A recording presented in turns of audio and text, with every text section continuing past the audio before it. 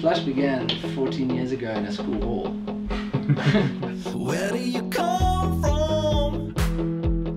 You got class and poison, you know what you want. It's such a turn on.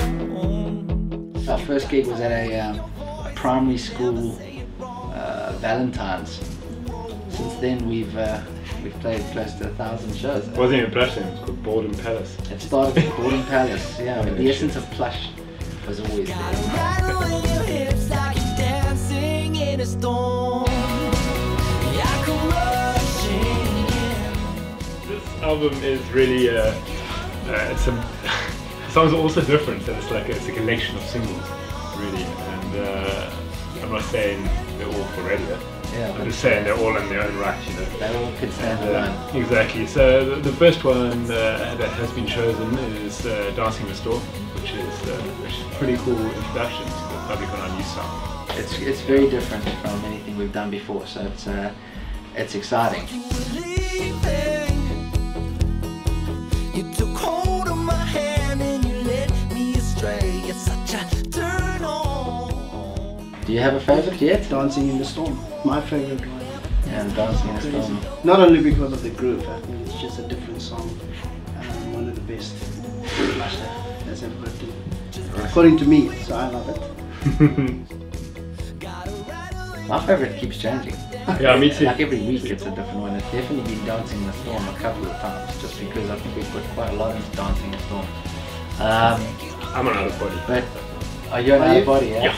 Lovely. What a show. What He Fancies and U-Boat. Oh, loving those tracks. Yeah. It's exciting.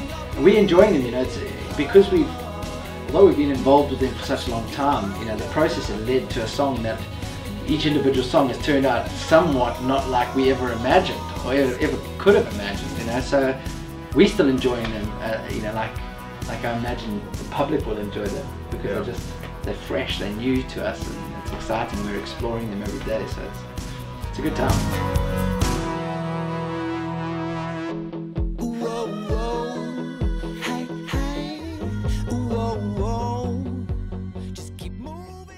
The real difference above all is that in the past we used to create songs, and then we used to play them live, and then we used to record them to sort of fit that mold. Yeah. So they were live songs being recorded, if you know what I mean. And with this approach, we're like, before we even play a song live, let's decide what we want to do with this. You know, how do we want to change our sound? How do we want to move forward? And we came together over a sort of about a 2-year period. We came together with like a real vision that took a long time to sort of come together, and then we were all like, okay, that's it. These are our references. Let's go.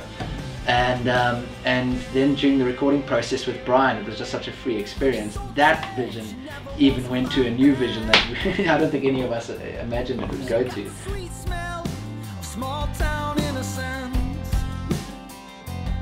And the streets, they're hard and cold as sin.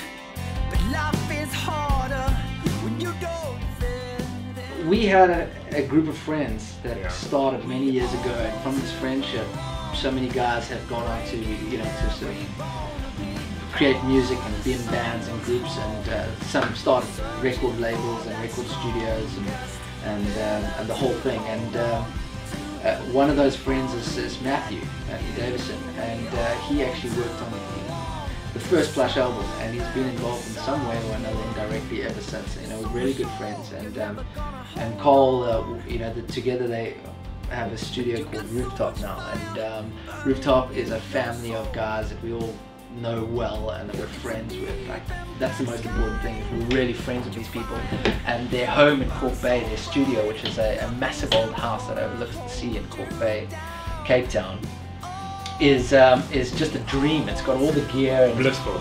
It's blissful. It's got five guys working in this place, you know, like making it happen. So passionate and dedicated, and everyone played a part. You know, we've got all these engineers and experts in the studio, and some are, you know, helping us lay you know, samples down and tracks and loops, and others are doing backing vocals. And I mean, it was just a collage of talent, and it's just been awesome. Rooftop is yeah, it's home, and I presume it's going to be in, you know, it'll be involved with us for as many years as we possibly can make it happen. Absolutely.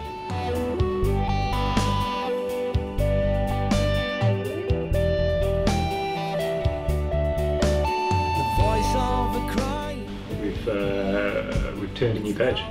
Yeah, and super excited about that.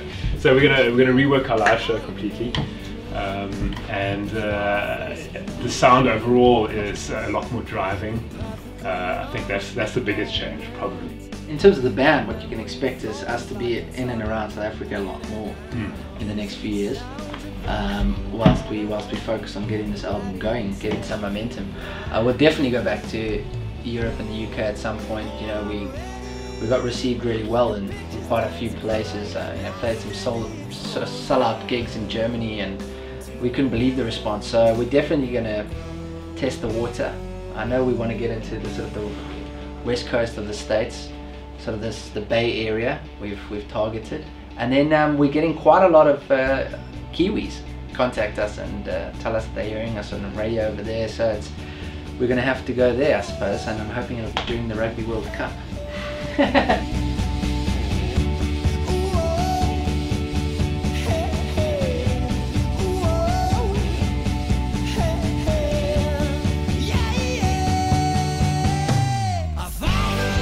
We're back at the beginning. Yeah, really. We're back at the beginning. We did this whole kids in the garage, circle. really. You know. Yeah, exactly. And we've gotten back to being not so serious about it, realizing that you can put your heart and soul and everything you imagined into an album, and it never works out like you imagined it would work out. And you realize that it's not really. It doesn't have to do with that.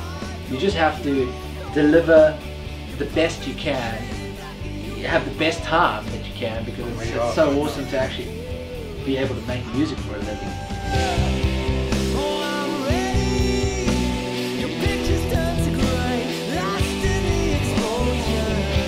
So we went through a few years, I think, where we were like, okay, we've got to make money now. We've got to be successful. We've got to have radio hits. And you put all these pressures on yourself to try and accomplish these things. And then you get back to where we are now, where we've banged our heads against walls, we've fought for things, and you just gotten back to the stage where you're like, you know what, I'm actually just going to make music because I love it, because it makes me feel good, and because I couldn't imagine doing anything better with my life.